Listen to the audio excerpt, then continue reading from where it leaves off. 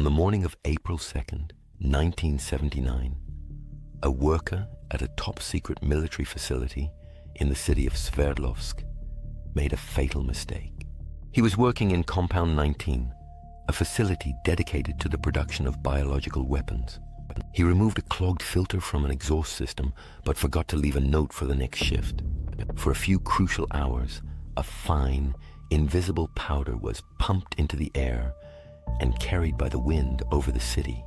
It was a weaponized, hyper-concentrated form of anthrax. This is the story of the Soviet Chernobyl that the world almost never heard about. Within days, people in the path of the plume began to fall ill. It started with a high fever and a cough, but quickly turned into something much worse. Their lungs filled with fluid, and then they began to suffocate. The doctors in Sverdlovsk were baffled. They had never seen anything like it. Then the first deaths occurred. The official explanation from Moscow was swift and simple: tainted meat. They claimed that the victims had eaten contaminated beef from the black market. They even went so far as to arrest several people for selling the meat and to launch a massive propaganda campaign about the dangers of illegal food. But the city's doctors knew better.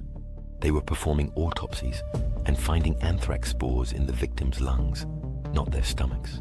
This was an airborne infection, not food poisoning. The Soviet government launched a massive cover-up. The KGB moved into the hospitals and confiscated all medical records.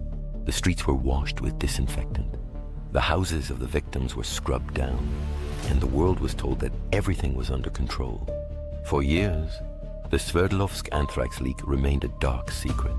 Western intelligence agencies had their suspicions, but they had no proof. The Soviet Union continued to deny that it even had a biological weapons program, despite being a signatory to the 1972 Biological Weapons Convention. The truth only began to emerge after the fall of the Soviet Union. In 1992, President Boris Yeltsin, who had been the local Communist Party leader in Sverdlovsk at the time of the leak, finally admitted that the outbreak had been caused by a military accident. A team of international scientists was eventually allowed to investigate, and they confirmed that the deaths were indeed caused by a cloud of anthrax spores released from Compound 19. The Sverdlovsk leak was a terrifying reminder of the dangers of the Soviet biological weapons program, known as Biopreparat. This was a vast, clandestine network of laboratories and factories that employed over 30,000 people and produced enough deadly pathogens to kill everyone on Earth many times over. The scale of the program was staggering. They were developing weaponized versions of smallpox, plague, and Ebola, and well as new, genetically modified superbugs. And they were doing it all in the heart of major cities, under a veil of absolute secrecy. Today, the Sverdlovsk leak is considered one of the most significant biological accidents in history. It stands as a chilling testament to the recklessness of the Soviet bioweapons program and the lengths to which the regime would go to hide its mistakes.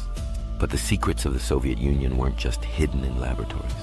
They were also written in the dust of the steppe.